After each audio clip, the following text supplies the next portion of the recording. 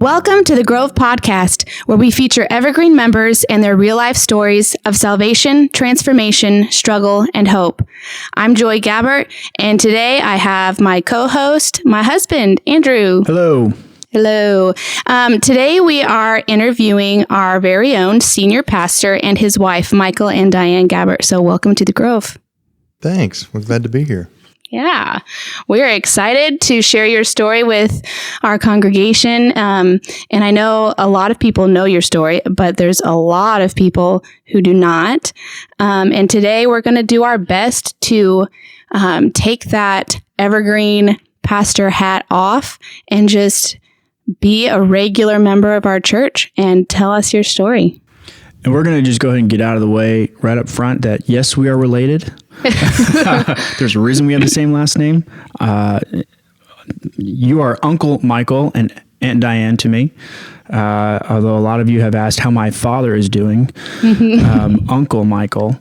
Yeah. So with that being said, why don't we start with Michael's childhood? And so obviously you're not an only child. Exactly. I have one younger brother, Andrew's father, and I grew up in Tulsa. My mom and dad, actually longtime members of Evergreen until my dad passed just about a year ago.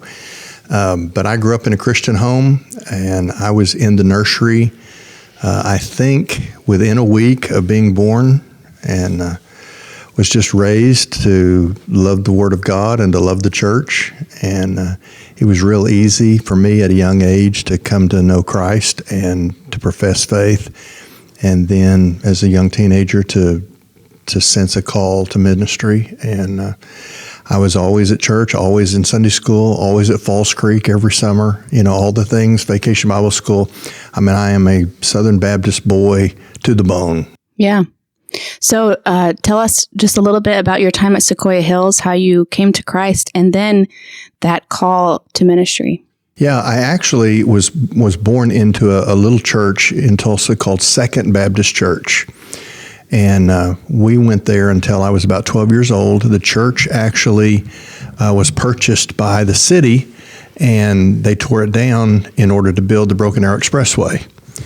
And so the church disbanded after that, and my family went to Sequoia Hills, which was actually a Baptist church that was 4 blocks from the house I grew up in. So we walked to church a lot, and we were just there all the time. And so I was saved at Second Baptist Church as a child, but my call to ministry was during my teenage years, and I was a youth at Sequoia Hills. And that's one of the fascinating things that now, as a senior pastor at Evergreen, things have sort of come full circle, and our church has partnered with Sequoia Hills in kind of a revitalization effort. Mm-hmm. The church, when I was in high school, ran about 700 people on Sunday mornings, and they were down to 27 just about a year ago when we stepped in and began to work with them. And we've seen them grow to about 90 people in the last year. So it's exciting not to just be a part of that kind of ministry, but to be a part of a ministry for a church that had such impact in my life. Yeah. Can you speak for a minute about growing up in the church and having a story that doesn't have a lot of wild rebellion? Youth ministry really was just sort of taking off in the 70s. The churches didn't really do that before that decade. And so we would go to a lot of conferences and, have retreats and things. And speakers in the 70s, it seemed like they always were, saved out of a biker gang or, they were on the edge of suicide or, they always had these dramatic stories. And I remember as a teenager wondering why God hadn't given me a more dramatic story. I mean, I was raised in a Christian home. I came to Christ early. Was baptized as a boy. I was youth pastor during Youth Week. That was always my story. And really, I was probably in college before I really began to understand that, God saves people out of sin or He saves them from sin. And as glorious as it is to be saved out of sin, to have that kind of dramatic story of whatever, it's really an act of grace to be saved from sin. And so I've always had a real appreciation for the fact that, everybody didn't have the opportunities that I had, but at least for my story, coming to Christ was a very natural thing. And I never really had the rebellion and the kinds of things that so often you hear about. Yeah. Before we go to Diane, we just mentioned your call to ministry, and that is something I think that a lot of people have trouble understanding, like, what does that even mean? So tell us about the call to ministry and how God spoke to you. Mm-hmm. Yeah, it was my first year, the summer after my 7th grade year, and I was at Falls Creek for the very first time. And coming from a tiny little church, the church I grew up in, I think my dad and the pastor were probably the only men in the church under retirement age, and we never had a lot of kids, and we certainly didn't have any teenagers. So coming into a church that had a big youth ministry and going to camp and everything was pretty overwhelming for me. And being at Falls Creek that first summer, I had this real unmistakable sense that I was only beginning to discover how my life was going to unfold. And as the week went on and I talked to God and I tried to, listen to the sermons, and we sang the worship and, did all the things that you do at summer camp. It was the last night, the Friday night service, where I just had this unshakable sense that God was asking me to give him everything about my life. And I didn't really know how to interpret that. So for me, as, a 7th grade boy, being a missionary was the biggest thing I could think of. That was the greatest commitment. That was the highest calling, whatever. And so I went back and pulled one of my counselors aside, and I said, God wants me to be a missionary. And we celebrated, and I got to give my testimony that night and kind of tell what God was doing. And we went home, and I went to meet with the pastor, and I told him my story. And he completely caught me off guard, because here I thought I was going to get a big pat on the back, and he was going to say, I'm proud of you, son, and blah, blah, blah. And instead he said, well, that's great. He said, that's great, but do me a favor. I said, what? And he said, don't define your call just yet. And I was like, is he trying to tell me not to be a missionary? That was unthinkable. And I had this experience, and this is what God wanted from me. And it was pretty fascinating to watch over the years to really discover the wisdom of his advice, because I went through several versions of what I thought my call was going to be. And frankly, being pastor of a local church was not even on my radar. I was going to be a missionary. I was going to be a university professor. Then I was going to be a seminary professor. And I went and, I eventually did a PhD because I was going to teach. And Diane and I went and accepted a little West Texas church, and I began to pastor from the first time. And she asked me one day, she said, you seem to really be having a good time. And almost before I could think it through, I heard myself saying, I think I could do this the rest of my life. And it really caught me off guard, because there was still nothing in my life that made me feel like pastoring was where I was going to be. And yet, when I got there, it was the niche I was made for. And I did have I was a professor for a time after that, and I was a staff member in a mega church for a while. But even during those years of being in Dallas at First Baptist Church and at Criswell College, I already had the yearning to be, again, a teaching pastor in a local church. And so I've given that same advice to other people who have come to me to talk about being called to ministry, because my call was like a funnel, and And, it had lots of options. And as time went on, God just narrowed the funnel until I woke up one day and I was in my sweet spot. Yeah. I think that there was a nugget in what you said early on. You said, you had an experience. And so obviously it meant something, and it meant what you thought it meant. Mm-hmm. And I think, especially in today's culture, a lot of people are like, ooh, well, I had this experience. I experienced God in this way. So that obviously means this, that means that he has these attributes, or that means this for my life. Mm-hmm. And so I think it's just a good reminder that just because you have an experience doesn't mean that you have the full picture. And that's true. See, God gives us experience sometimes not to give us the information we need, but to get our attention. Sure. So the experience is to say, wait a minute, God is trying to talk to me. But then you go to the Word and you go to other Christians that you trust, and you begin to get godly counsel. You begin to study Scripture, and God makes it clear there. I'm always skeptical of people who just sort of cavalierly say, well, God told me this or that. Mm-hmm. Well, God tells me stuff too, and really in some unmistakable ways. But 99% of the time, it's through His Word. It's not just that I feel something. Right. Exactly. But the feeling often sort of gets your attention. Sure. Okay. Let's switch over to Diane for a little bit. So why don't you tell us about your childhood and your upbringing? Well, like Michael, I was born into a Christian home, but I was the baby of the family. I had an older sister, 6.5 years older, and a brother just 17 months older than me. So we were a grade apart in school, going through high school and everything. Mm-hmm. And we were at church all the time, Sunday morning, Sunday night, Wednesday nights.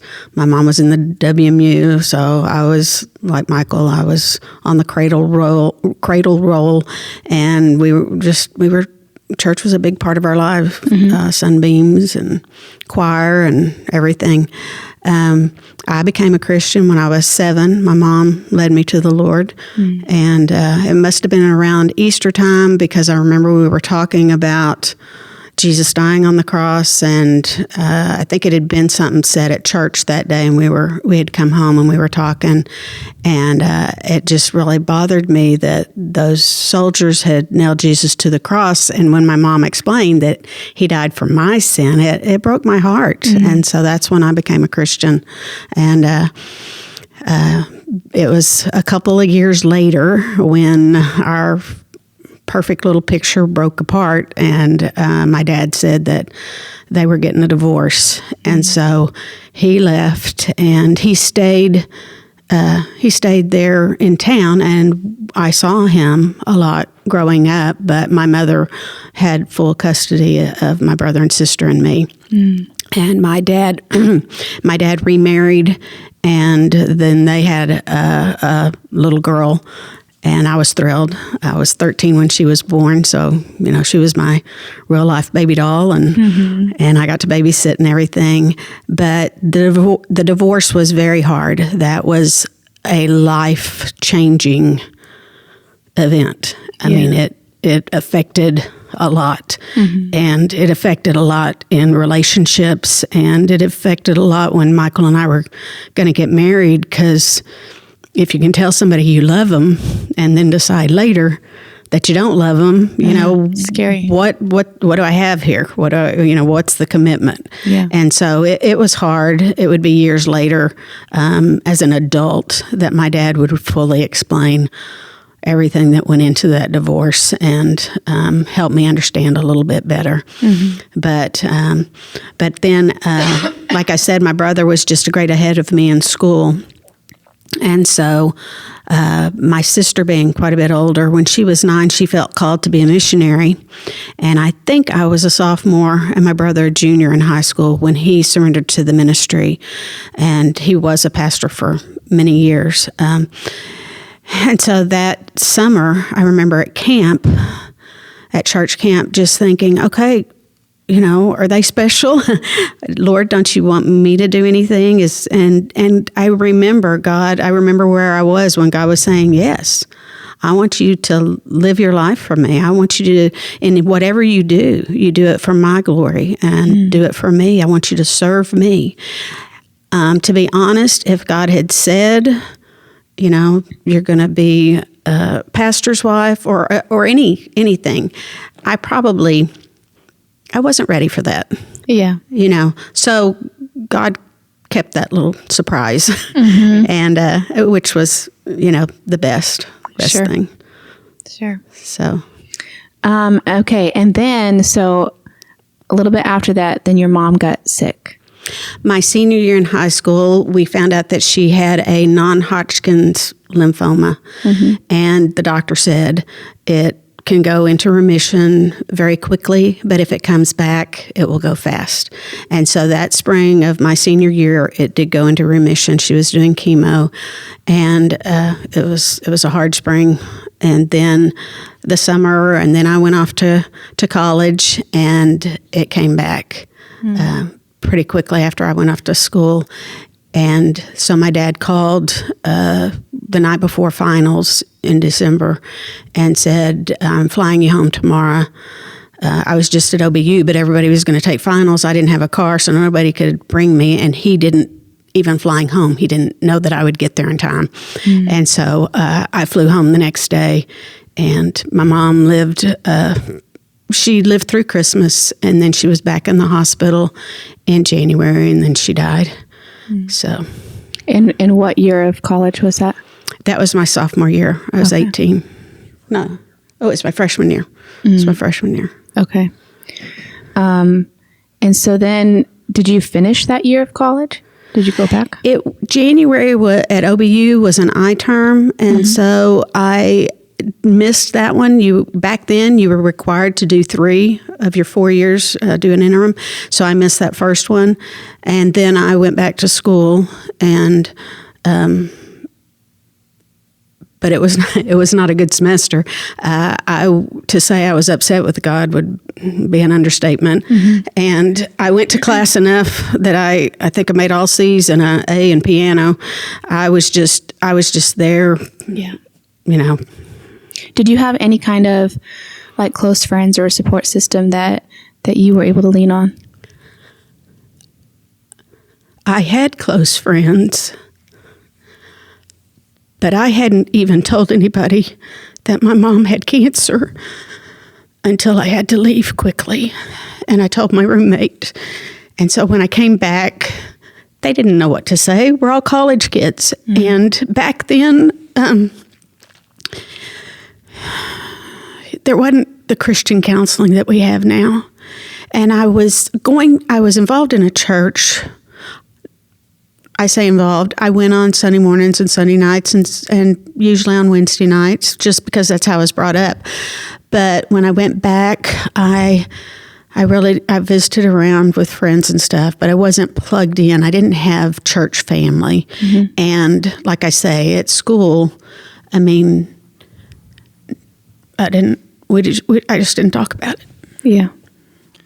In that context of being a college student, is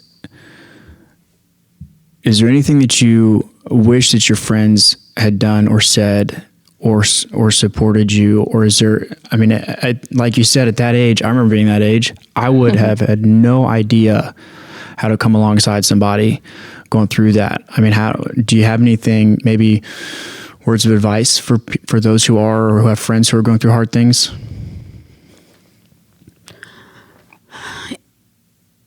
I think I would say that because our kids now, it seems like they face a lot younger.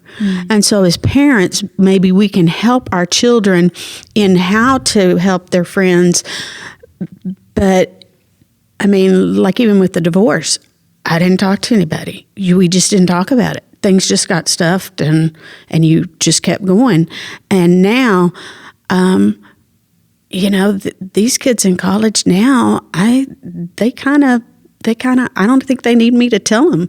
I think they're already doing that more now. Back when I was in school, I wish my family had talked more.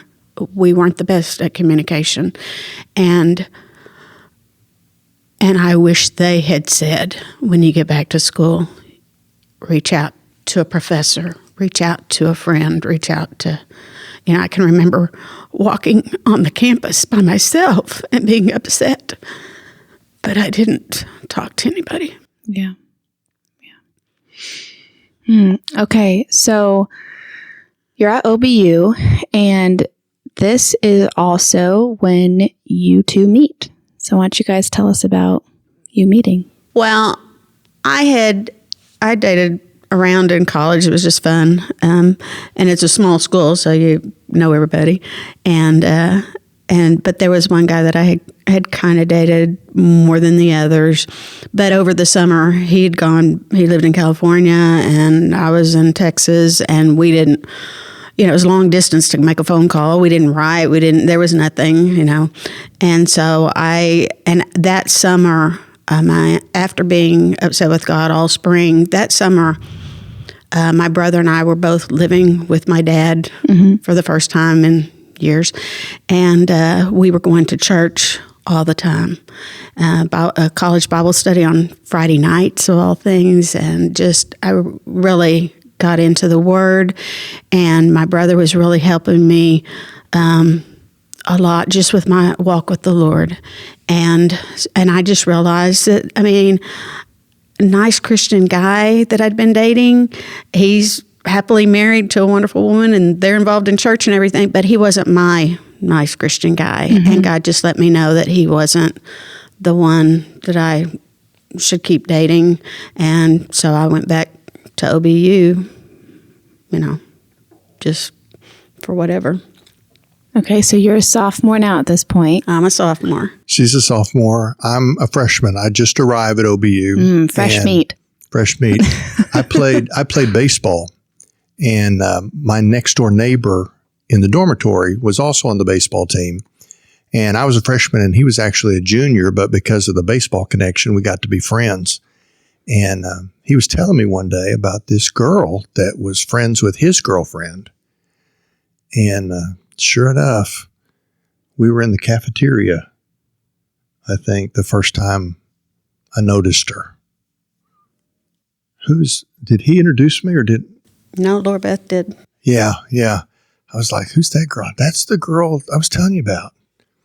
So we're introduced, and I made it a point over the next several weeks to, anytime I saw her on campus, I crossed paths and said hello. And it took a long time. It felt like a long time for her to notice me and even to remember my name, but I kept it up. And so eventually we started just kind of hanging out together. In a group. It was a big group. Initially. And then I'd go to her dorm, and we'd sit in the lobby and talk, and we'd walk around campus. And I found out that she didn't like baseball. And so then it was over. Yeah, I had to talk to the Lord about that. But the semester started in August, and by the end of October, we were sort of dating, not seriously, but steadily.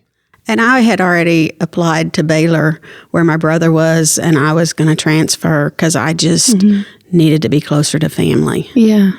Still grieving, and then along comes this hunk. So at the end of the semester, I helped her. We loaded up her car and everything. She didn't even sign up for housing for the spring semester because she wasn't coming back. Yeah. And she drove off and went home to Dallas, and she was going to go to Waco and attend Baylor. And we talked several times on the phone over Christmas. I came. And I finally invited her to come to my house for Christmas. And so she did. She flew up, and she'd already met my parents, but she flew up and spent Christmas with us. And before she left to go home, I asked her, why are you going to Baylor? And she was kind of walking through everything. And I said, I don't remember the exact words, but I basically said, don't do it. Come back to OBU. And she did. So you didn't have any housing. Well, they were remodeling the freshman girls' dorm. So they were piling people into the sophomore dorm and into the apartments and stuff. And so some upperclassmen who knew I wasn't coming back, they signed me up as their extra person in their apartment. So they could have like less people. Right. Oh. They were very surprised when I showed up. Yeah. You're like, hey, thanks for putting my name there. Yeah. That's awesome. Okay, so now you guys are dating. You're at OBU. How long did you guys date before you proposed? I proposed in the summer. Of 81. Yeah, the summer of 81. I was a junior and she was a senior, and we got married in December of 81. Okay. So she had one semester left before graduation, and I had 3 semesters left. So she finished, and then she was an elementary education major. So she went and taught school for a year while I finished at OBU. And then when I graduated from OBU, we moved to Texas and went to Southwestern Seminary. Okay. I was going to say, after not being plugged in really as a freshman to in the spring semester to a particular church, my roommate and good friend, my sophomore year, when I went back, she was involved in a good church, Oklahoma Avenue, and that's the church we started going to, and we were very involved there. That's where we had church family, and we were very close to the pastor and his wife. He's the pastor that married us, and we were over there all the time, babysit their kids. So then we really had church community and not just our friends at OBU. Can you elaborate on that a little bit? I know that I've heard testimony several times, even at Evergreen, where we hear testimonies all the time of people saying, like, Evergreen is home, this is our family. But we also hear stories of people say, it's been hard to plug in. Sometimes it's hard to find that community. Having been in a place where you felt so isolated, and then you guys were able to get plugged in and find a good church home where you found a community, how did you get from point A to point B? What were some of the keys there? I would say at Oklahoma Avenue, it was a small church, and the pastor and his wife taught the college class when we first went. They didn't the whole time we were there, but actually we ended up teaching in the college department. But they reached out. They were on campus. They probably through my roommate, the pastor's wife, knew what I had gone through the year before, and so she just reached out, and we were welcome in their home. Other people in the church had those poor college kids over. They didn't do the adopt a student kind of thing that some churches do, but the church itself was very welcoming to the students. Yeah, and I think there's a formula to some degree for what you're asking about, because sometimes when people say, "Well, I just could never get connected," well, you have to meet the church halfway. I mean, you have to be there regularly. A lot of times when people say, "Well, I just never got connected," well, did you go all the time? Were you always present? Did you attend things? No, we were kind of hit or miss. Okay, your obligation is to be in the church. Yeah. But then the church has an obligation to not make you fight your way in, but to open up. The church that we had significant years at when we were in Fort Worth for seminary, the first Sunday that we went to a seminary class, Sunday school class, and they were having a class picnic that day after worship service. And man, I don't know how many invitations we had, and everybody wanted us to come. Come go. And we actually left church and ran to the grocery store and got some food and went to this picnic. And within a day, we had found our people. Yeah. So, you have to invest the effort to make connections, but the church has an obligation to have that mindset that we're not exclusive. We want people to be a part of this. Yeah. And before Travis Avenue, we had been at another church while we were in seminary for a couple of years, and we were there all the time, and I sang in the choir and played handbells, and so we were involved. but it was still different. And it wasn't. And that's what I'm saying. Family. That we did our part of being there, but the church really didn't have a mindset of reaching out and absorbing people into the family. And when we went to Travis Avenue, we found that. But we found that at Oklahoma Avenue in Shawnee as well. Yeah. And part of the reason we've loved being in church ministry all of our lives is because at real significant times in our lives, the church has been that, that foundation that allowed us to blossom, to flourish. Yeah. Okay, so you guys get married, and Michael, your degree at OBU was Bible. Church Business Administration. Okay. Yeah. And so then the plan was always to go to seminary. And where did you guys go to seminary? We went to Fort Worth, and I did a Master of Divinity degree at Southwestern Baptist Theological Seminary. And then expecting to be a professor, after I finished my MDiv, I was accepted into the PhD program. And we stayed at Southwestern for 3 more years while I did doctoral seminars. And then we left to go pastor our first church. And I did that while I was writing my doctoral dissertation. Okay. So what is that, 7 years of seminary life? Well, it was 6 years of classes and then about 2 years to write my dissertation. Okay. So let's talk about those years of seminary. Your mindset is, I'm going to be a professor. So I need to get in some hours of learning how to teach and, learning from the best. So tell us about those times. Yeah. When I had a real sense that God was calling me to do doctoral studies, I remember Diane and I talked about it a lot, and we prayed about it because she had been working as a teacher all this time, and I'd been a full-time student. I mean, she was the breadwinner in the family. But I had made a pledge to her that, when it was time for us to actually start a family, that I would do what I needed to do to support us, and she could stay home.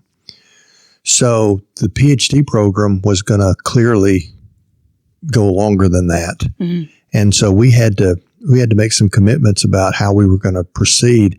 But I always remember she told me, she said, I'm behind you. I think that God is in this, and I will walk with you through the PhD program, but you have to make this promise. You have to promise me that you're going to finish. We can't spend all this time and all this money and effort and get, part way and then just bail. Yeah.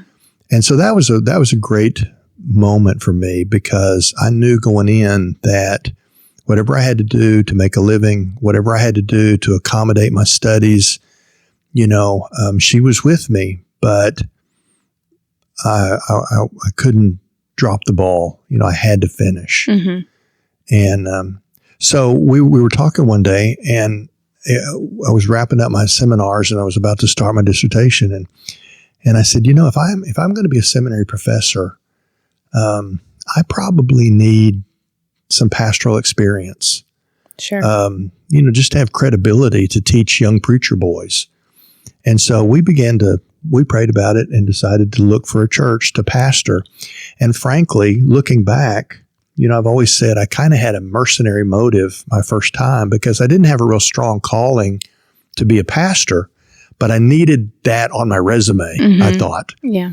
And so I went to pastor First Baptist Church, Throckmorton, Texas, really to get it on my resume. And it was only there that I really found my niche, Yeah. But we felt like that was the place where we were supposed to go. Oh yeah, I felt called to that place, but I didn't have any expectation that would then lead to decades of being a pastor. Sure. It was just another step in the process. Yeah, it was just like I was getting a degree. I needed to have a little bit of pastoral experience, but I really didn't see it as kind of finding my place. Did you all have kids yet at that point? We had 2 when he graduated. Well, we had our second one while we were in Throckmorton. We had one. Our oldest was born in Fort Worth before we went to Throckmorton. And the second one was born in Fort Worth, but while we were living in Throckmorton, we came back to the big city to go to the hospital. And then at the end of that time, it was real interesting the way God's timing is. I graduated with my doctor of philosophy, and we accepted a job at First Baptist Church in Dallas to be associate pastor there. And so I graduated with my degree. We celebrated our 10th wedding anniversary, and we moved to Dallas all in the same weekend. Mm. And so, part of our story is I paid tuition every semester for the first 10 years that we were married. Wow. And that's a testimony of God's grace and provision right there. Plus summers. Yeah. So we had big changes. We moved from a little county seat, West Texas town, to Dallas. I went from a church. When I left, they were running about 160. They'd been running about 90 when I got there. But in a town of 1,200 people, that was pretty significant growth. But then we moved from that little, the whole town was 1,200 people. We moved to First Dallas, where there were 400 people. 4,000 people attending every Sunday, mm-hmm. And it was quite a culture shock. But it's what God had for us, and I continued to learn how to lead a church and how to strengthen my teaching. And Diane had our third child while we were in Dallas, and it was a hard time, but it was a good time. Can you, real quickly, for those who might be contemplating a call to ministry, oftentimes a follow-up question is, well, do I need to go to seminary? Mm-hmm. What's the relationship between those two things? Yeah.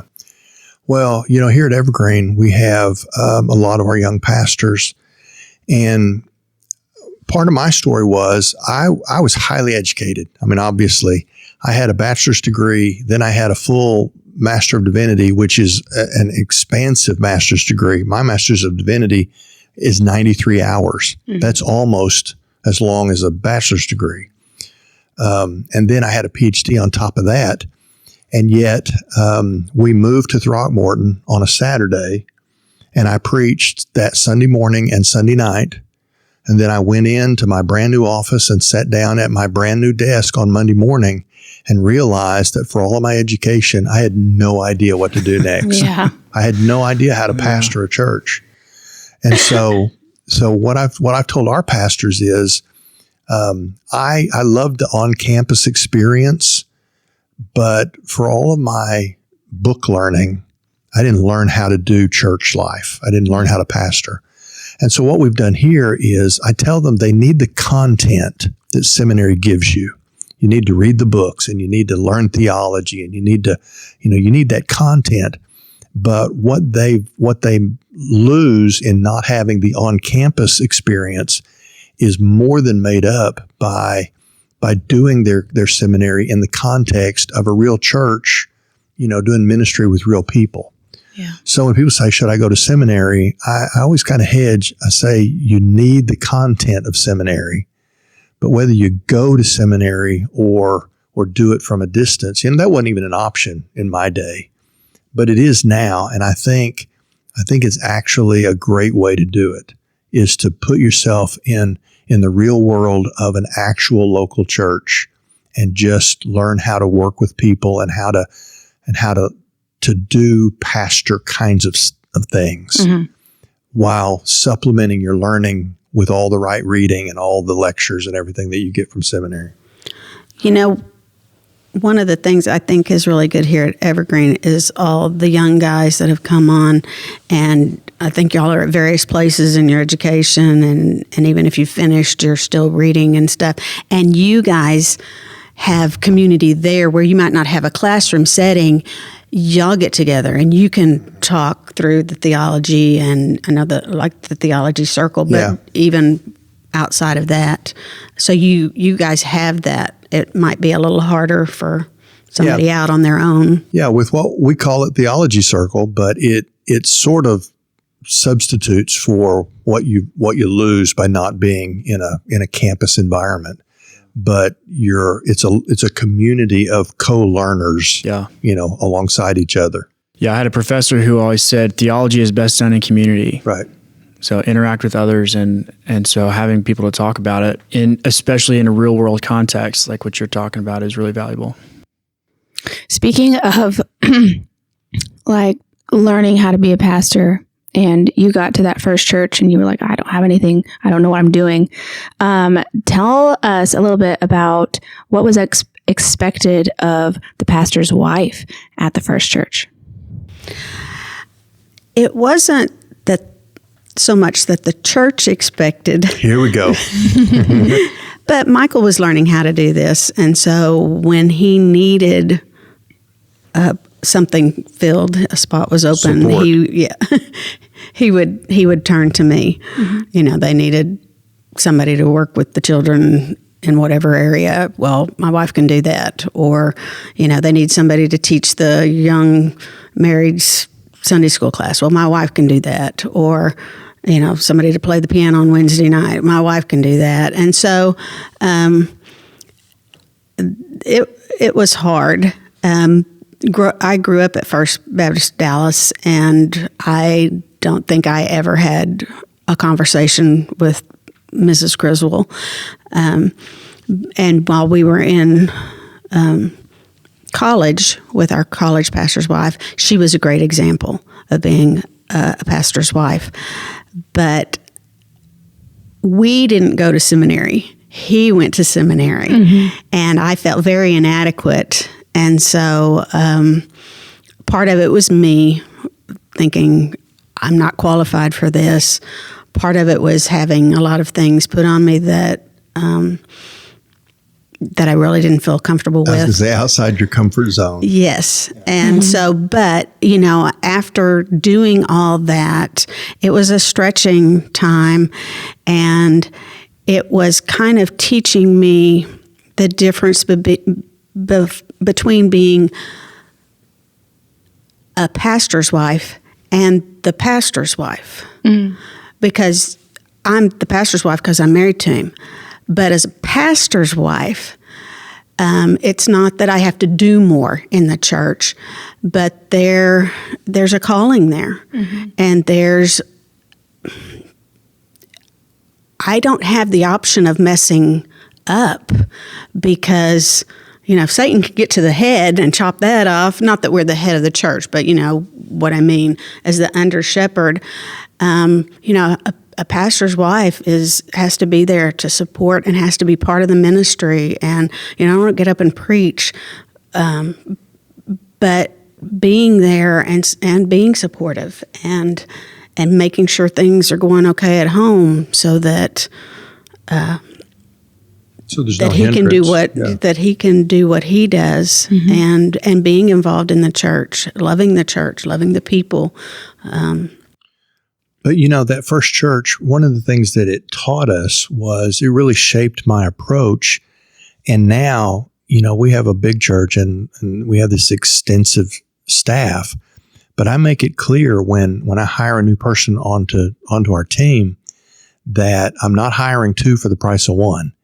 It's not like I want the wife that I have certain jobs that I need her to do. But my expectation is that the wife of anybody on our team or the spouse of anybody on our team, they will be a good church member. They'll discover their place in the body and they'll be faithful there. And so, Diane's been a great pastor's wife because she's a great wife, but she's a good church member and she finds her place where she's gifted and she's faithful in that. But we've learned that I don't assign her stuff just because I need somebody to do something somewhere, mm-hmm. And that was a lesson that we had to learn together, but it also is part of the way that it shaped what God has led us to do in establishing the personality and the philosophy of Evergreen. Mm-hmm. Okay, so then, but also at First Throckmore, you had an experience where you felt like you were called to missions.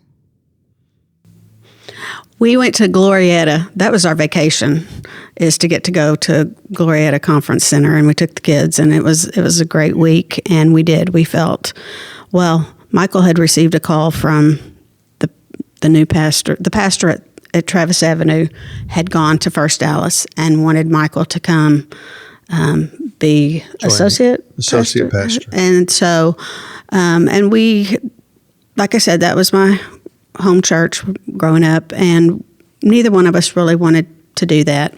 And so we went to Glorietta and had a great week, and we really felt God calling us to be missionaries. And we were like, yes, Lord, whatever you want us to do, wherever you want us to go. And God was saying, you mean anywhere but Dallas? And we said, okay, we'll go to Dallas. But we went to Dallas more for the teaching at Criswell College that Michael would have, thinking we'll be there a couple of years and then we'll be on the mission field, because his call to missions was to teach at like a Baptist seminary in another country. It wasn't to plant a church. I mean, he didn't take those classes, so we would never plant a church. So, but then when we got to Dallas, he realized he was teaching. He was teaching his classes at Criswell College, but what did he miss? What was the whole? It was pastoring a church. And I don't even remember talking further about missions at that time. We talked about it later, but at that time, the next step was we definitely felt God calling us back to pastoring. Well, tell us a little bit about your job at First Dallas, because I thought that was an interesting position of being the assistant pastor. You know, the First Dallas has always been a mega church, I mean, for generations. But when their pastor went there, I had worked for him at Travis Avenue. I'd been on staff at Travis Avenue for several years in a part-time capacity and then in a full-time role. So when he went to Dallas, he wanted me to come and be on his team there. And we had a great relationship. I did research for his sermon preparations, but I also did other things. I answered all of his correspondence, and I edited his books, and I actually represented the pastor at committee meetings and other things like that. I was very outgoing and, comfortable with people. He was more studious, and he was absolutely at home in the pulpit. He could be preaching to 10,000 people and it wouldn't faze him at all. But if he was having dinner with somebody and sitting across the table trying to make small talk, that was not his strength. And so he brought me in basically to do some of the things that he didn't like to do. And so after really grappling with God, we moved to Dallas for me to be on staff there, only to find out the pastor resigned, left campus, and never came back 9 months to the day after we arrived. Wow. And Diane was in choir practice. It was a Wednesday night, and I went and got her out of choir practice, and we got our kids, and we drove home.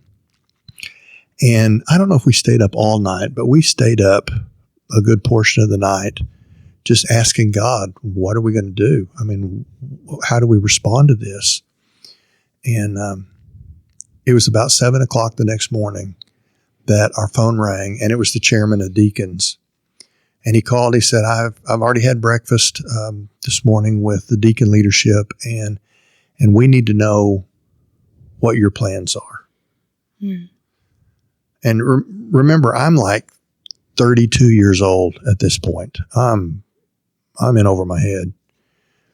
And I said, well, we've actually been up all night praying about this, and what we've decided is that we came here at the pastor's invitation, but really we came here at the call of the Spirit of God. So we're going to stay until you tell us to leave. And he said, okay, that's what I needed to know. This was Thursday morning. He goes, that's what I needed to know, because we want you to preach on Sunday. I'm sorry, what?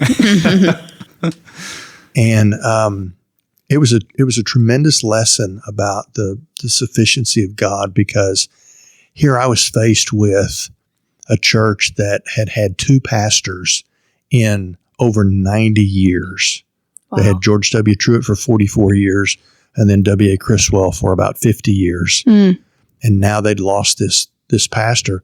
They actually knew less about forming a search committee and calling a pastor than every little country church that calls a new pastor every 2 years, because they never did it. I mean, generations would pass without a pastor search committee. And here I was, 32, and I'm preaching the first time the church gathers, after this traumatic event. And man, I studied and prayed that week like crazy. Yeah. And it was one of the incredible moments of my life, the way God used that sermon on that Sunday. In fact, I'd only been there 9 months. Most of the people in that church didn't even know who I was. And all of a sudden, I'm preaching regularly. I had a lady come up to me and she goes, church is 125 years old. Do you realize you're the youngest regular preacher we've had in over 100 years? Gosh. I said, well, no, I didn't realize that, but thanks for sharing. Now I'm intimidated. But it was an incredible time of God just stretching me to the point of making me something that I probably couldn't ever have been without that experience. So how long did you preach there? They identified a seminary professor that they wanted to be interim pastor, but he was already at another church, and he told them that he would be available in 6 months. So I was a one-man search committee, and I was charged with For supply. I was charged with bringing in a denominational leader to preach on Sunday mornings, and I would issue the invitation, and I would make their travel arrangements and hotels and everything, and I would host them, and we would bring somebody in from the denomination, the president of this or the chairman of that or whatever. It had to be somebody who wasn't a candidate for the church. Okay. So I met a lot of important people during that season, but we'd have these big name preachers on Sunday morning, and then I typically preached on Sunday nights and Wednesday nights. And that lasted about 6 months. Okay. So then what did you do after that? Yeah. By the time they called the next pastor, I had been associate pastor, but when he came in, he brought an associate pastor with him to essentially do what I was doing. Okay. And he came to me and he said, I want you to stay, but I want you to be the minister of pastoral care. So I spent a year in that role, which was pretty fascinating because I did almost full time. 40 plus hours a week. Essentially, I made hospital visits and preached funerals. And I did that for a year. I probably preached, I easily preached over 100 funerals in that year. And so I learned a lot.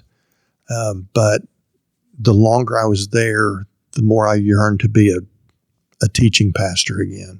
And the pastor was really gracious. He released me with his blessing. I think he knew I wasn't going to be there forever. So it was quite an eventful 3 years that we were in Dallas. We'd been in Throckmorton 3 years, then we were in Dallas for 3 years. And that's when I was contacted by 24 pastor search committees in 12 months. Wow. And it was exhausting because every time somebody would call, I felt obligated to pray through it and take it seriously. But after a while, you just don't want to pick up the phone. Yeah. Because God kept saying, nope, not this one. Nope, not this one. And then finally, of all places, the place I grew up, we ended up coming back to Tulsa. Before you come back, you all have your third child.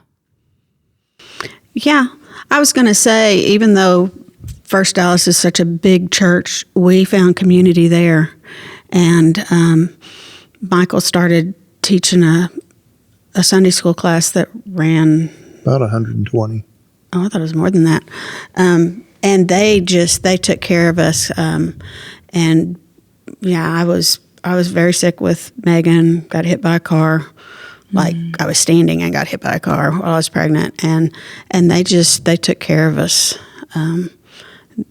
So even in a big church, you have to find community. You don't have to be friends with everybody, thousands of people, but you got to find that small group that is your community.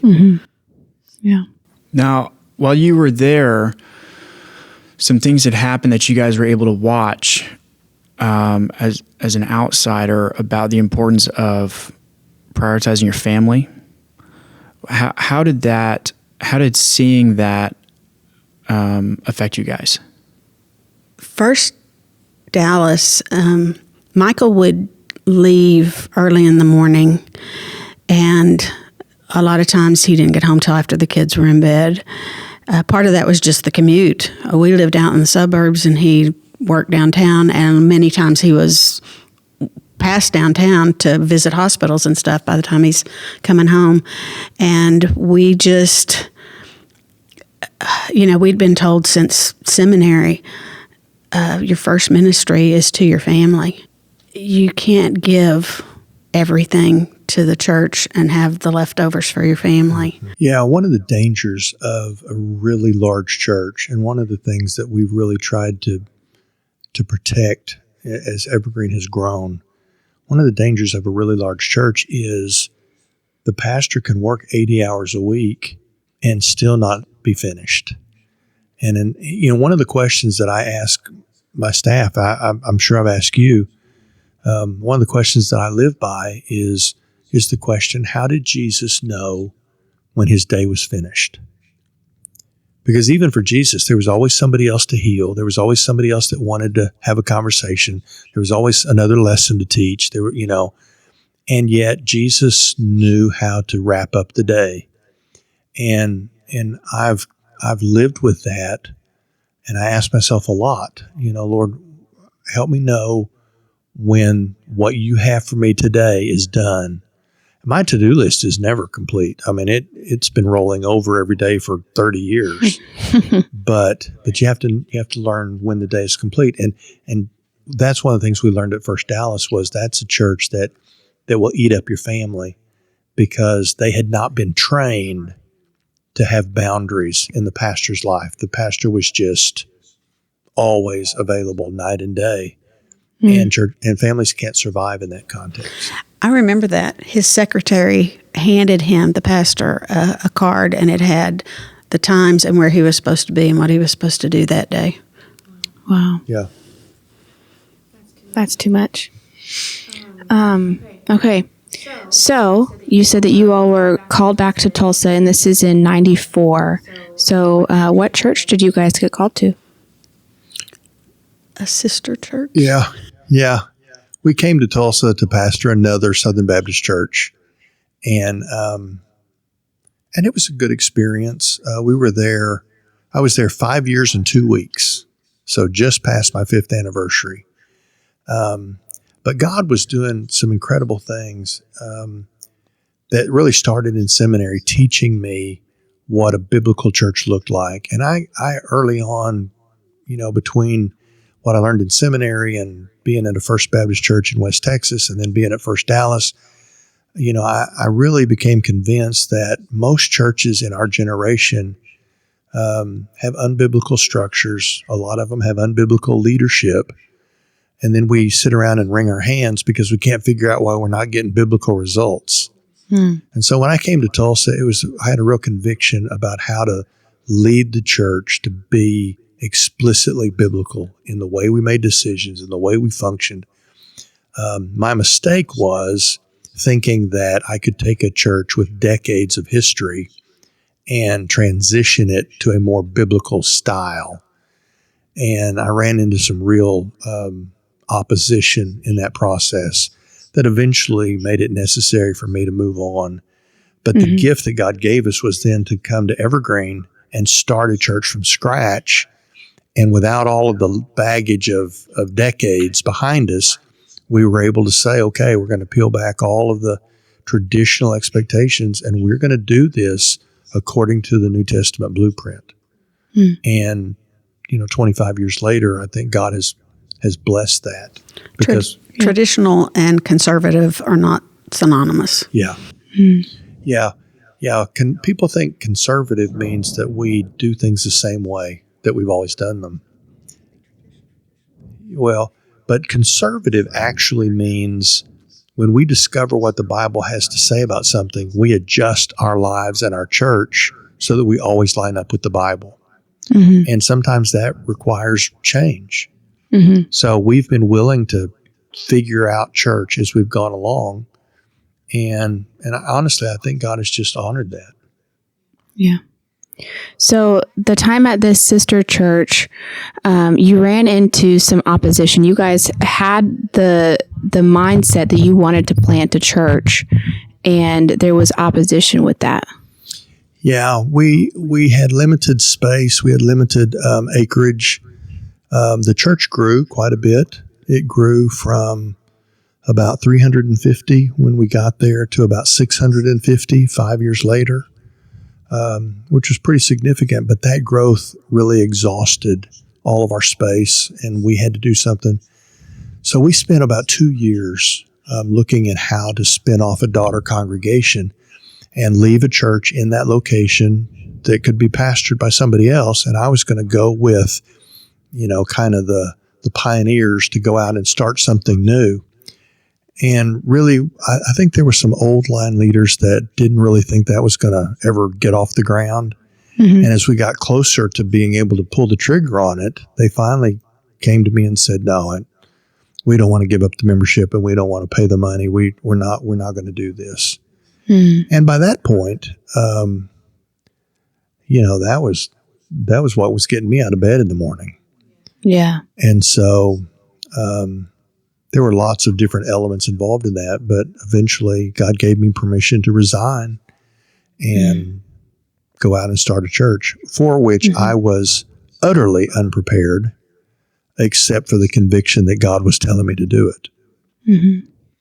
Well, so not only were you guys facing this opposition that you didn't really see coming until it came, but Diane, you had some health concerns come up.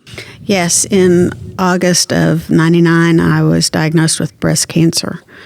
And so we were pretty much in the heat of the middle of all this that was going on with the church, because it was pretty heated.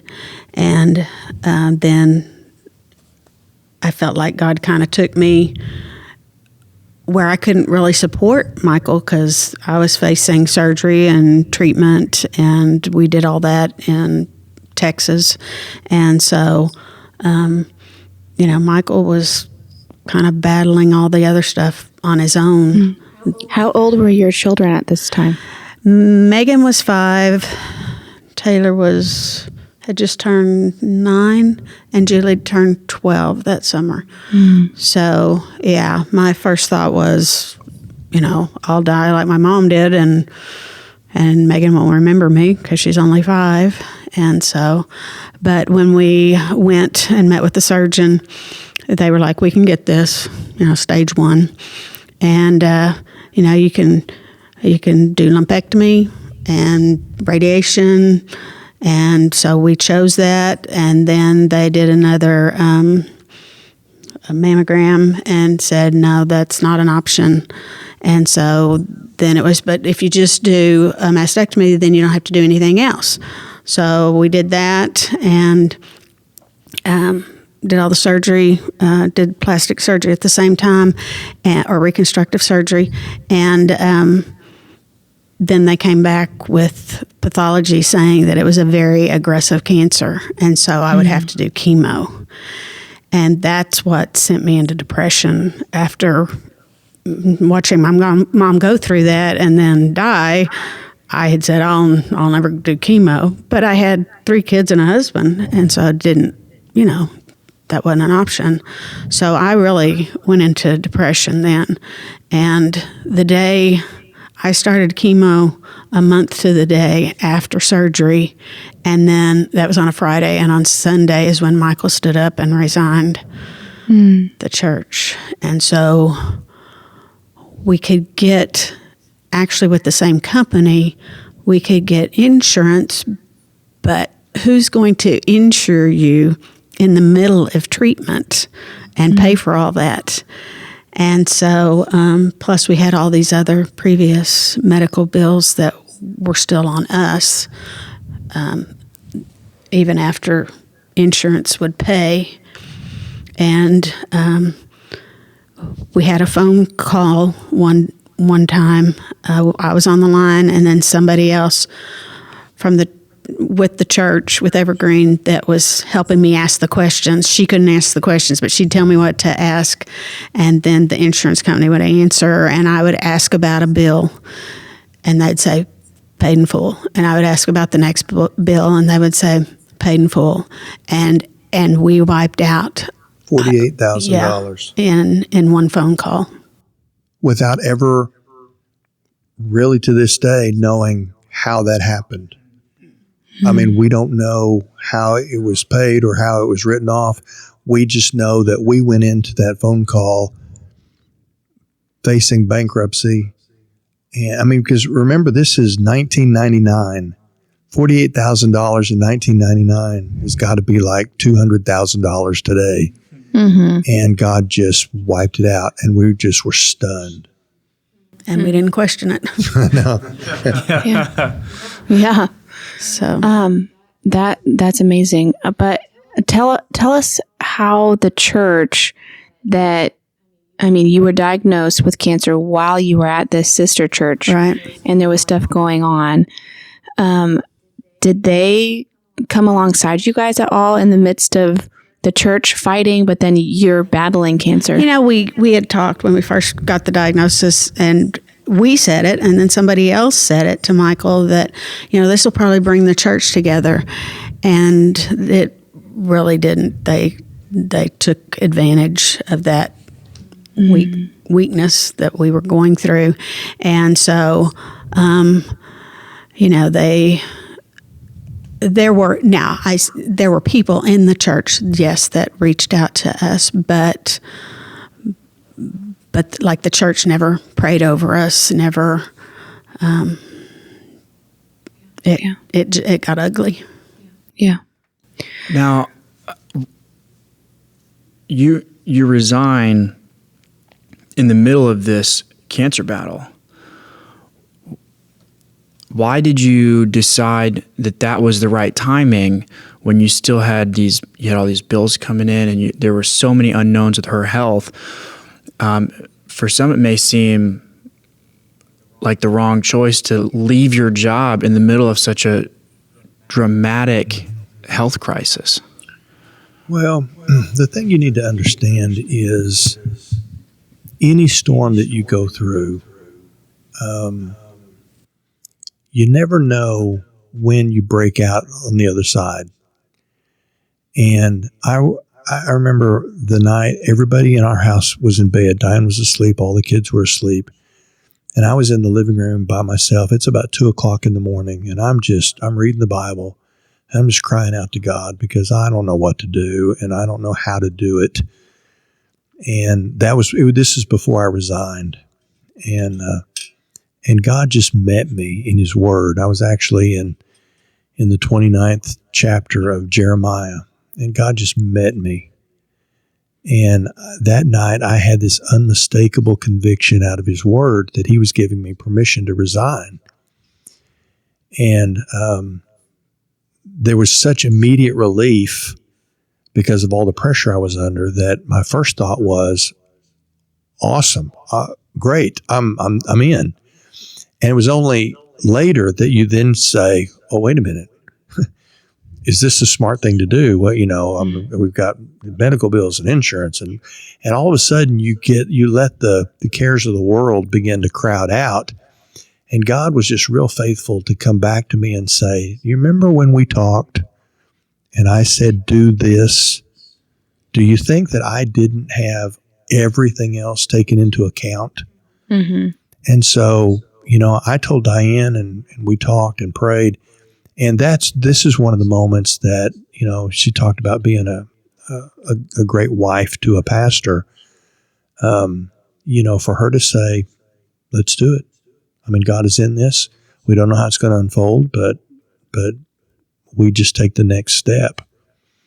And I didn't know how everything was going to unfold, but I resigned the middle of October and immediately began a crash course of how to start a church and how to find a place. And, and I used to sit at our dining room table where all my books were now, in our dining room in boxes.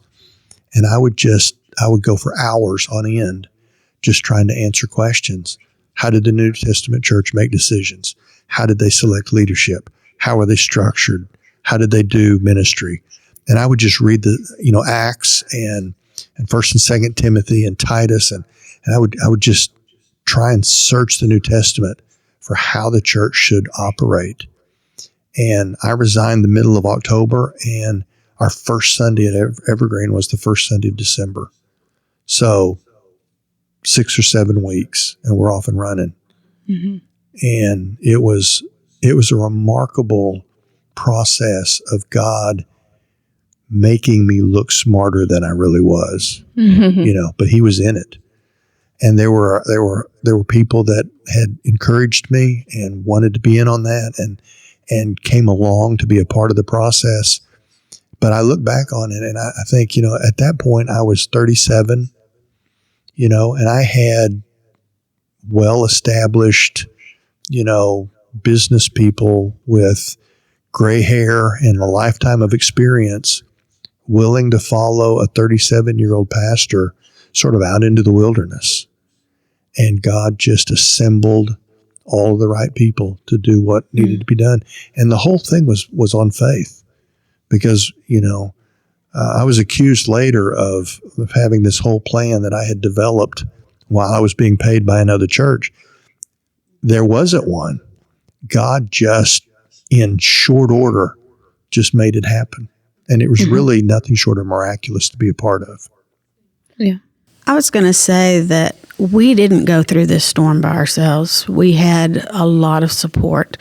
And even while I was doing chemo, there was a different woman that came over every day to take care of the kids and do the laundry and, wash dishes and clean a house. And so we had a lot of good people that were helping us through the church mess and through the time with cancer and treatment. Yeah. Yeah. So, you didn't have this whole thing planned out to break away and secretly start this new church. However, you were already planning on planting a church. And so there was a small group of people from that church who they said, we're committed to going and planting this church. And so when you were released, some of them were like, hey, let's still do this. Yeah. There were people who came and said, listen, because when I resigned, I said, this is the call that God has given me. I'm going to go start a church. And many of them came and said, wait a minute, we've been listening to you preach for several years. We've bought into this vision as well. We want to be in on this. The difference was the plan that we were making originally to spin off a daughter congregation. You got to understand that was a project that was fully funded with lots of money and lots of membership and by the time we actually did it, this was a handful of people with no money, and I think it really was God, in a sense, showing off because we'd kind of figured out the best way to pull this off. And God left us out in a position where he told us to do something, but we knew it couldn't be done unless he showed up. But we did have great people who said, because I made a commitment not to ask anybody from that church to go with me. I didn't want to split a church, but some people did go, and it was because God had put it in their heart as well. And that was really the core that became Evergreen. Okay. So tell us then about that first Sunday and the first couple of weeks of planting this, or starting a brand new church. I remember that first Sunday morning, he goes, well, I hope at least 50 people show up, And I was like, yeah. Well, we met our first Sunday, we met in the ballroom of a Holiday Inn hotel. And I remember we had committed for them to serve coffee. And I still remember this. The coffee was $18 a gallon. Whoa. And I was taking a shower that morning, just praying that the Lord would let us have enough offering to pay for the room and the coffee. And we got to church, and there were like 400 people there that day. Now, they didn't all come and join Evergreen. They came from Oklahoma City. They came from all different kinds of places, but they were well-wishers that had gotten word about what God was up to. And they came, and we just hit the ground running. And I would say after the encouragement of all of those well-wishers and everything, from our core group of about 27 people, I'd say by the end of our first year, we were averaging over 200 people. And that was that first year. And really, I was so damaged emotionally from all of the stress and the conflict that I had been through. Initially, I just wanted God to release me from my call. I didn't want a pastor. And yet he told me to do this. We started Evergreen. And really the first year at Evergreen, I think for our family, was God just restoring our love for the church and sort of giving me my ministry back. And so Evergreen has been a place over the years of restoration for a lot of people. But it started with God using Evergreen as a place of restoration for us. We didn't want our kids hating the church. Like so many pastors' kids. Yeah.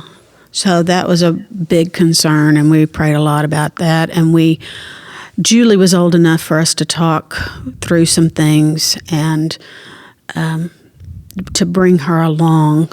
If you don't fill in the holes, kids will do it themselves, and a lot of times they get that wrong.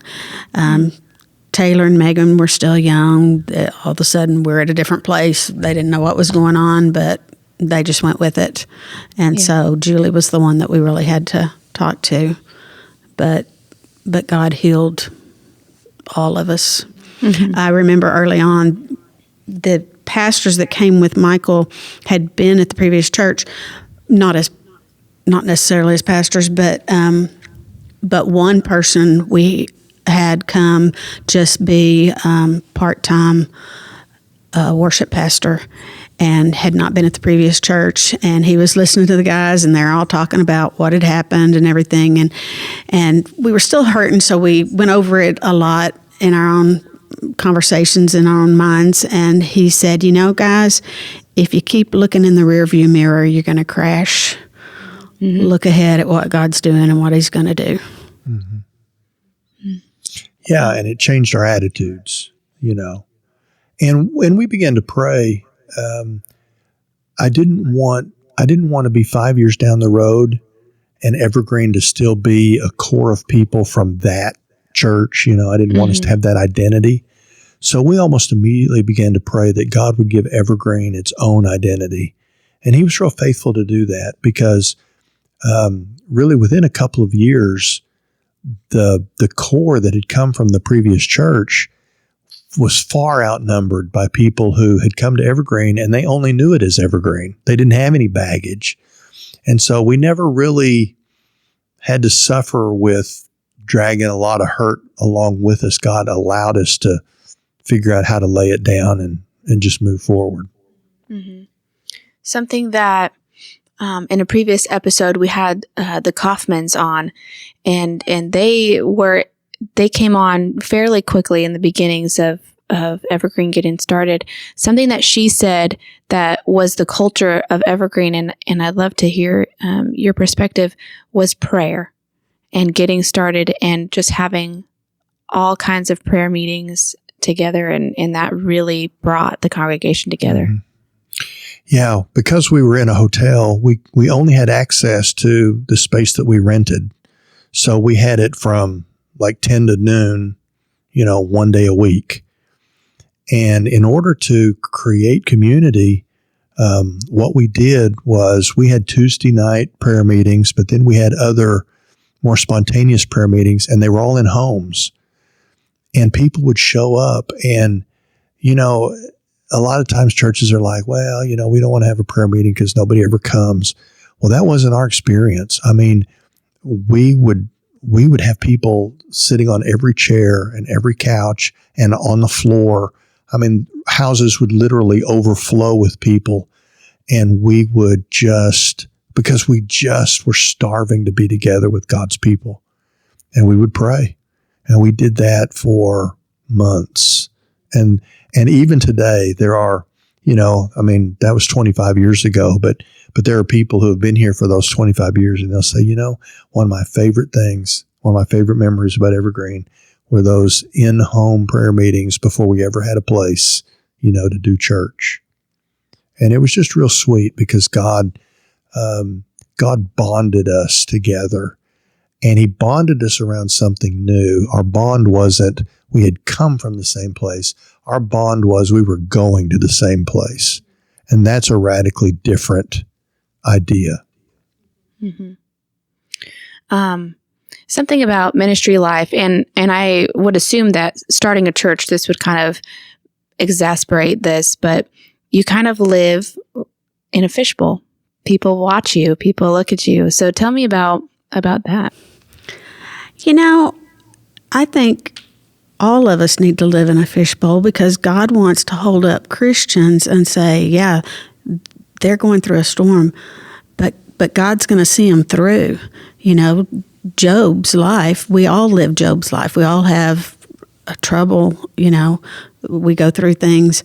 But when we are open, when we're transparent with what we're going through, and we allow other people to minister to us and encourage us, then when they're going through it, we reciprocate and we minister to them. It's a pride thing when we try to keep up a facade. The Bible says bear one another's burdens.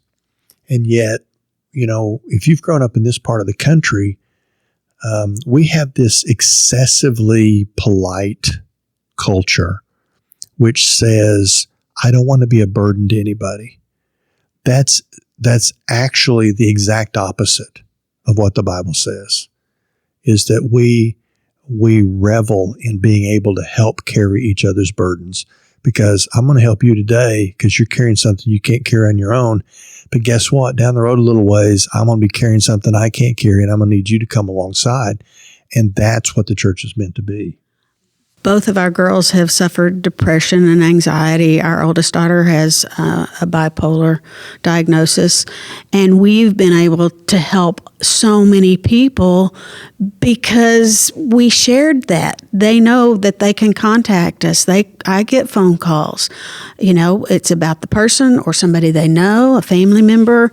And we've given, the girls are willing to talk to somebody. We've given their number to somebody for, call our daughter, talk to her about this. But this goes all the way back to your breast cancer, because God made it real clear to us. When I was most frustrated, I was under the pressure of the church, and we were under the pressure of the cancer diagnosis. And I remember saying to God, why can't we just be left alone? Every time I go to church, I'd have to answer this question, how's Diane doing? I'd have to answer it 400 times. Why can't we just be left alone? And God revolutionized my approach to pastoring, because I felt like he was saying, well, if I don't put you on display, how are they going to know how to walk through their crises, their storms?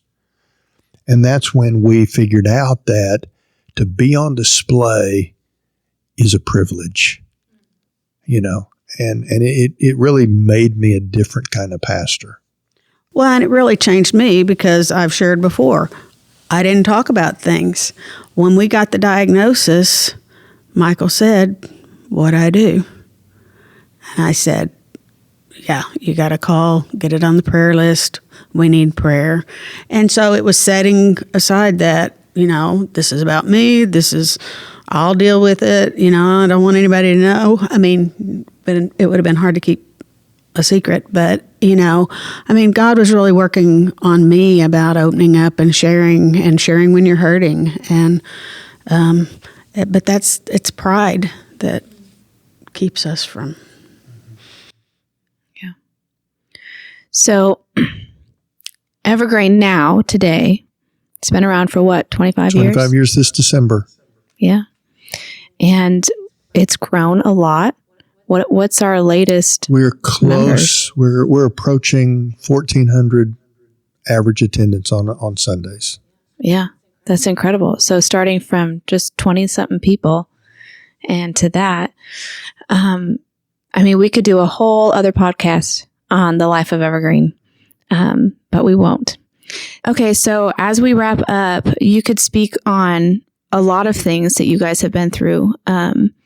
But let's talk about if there's somebody out there who, I mean, maybe they've been coming to Evergreen for a little while, but they haven't really plugged in. They have some church hurt, maybe from somewhere that they came and they're trying to find a new place at Evergreen, or somebody that's across the country and they just haven't stepped foot in a church for a while.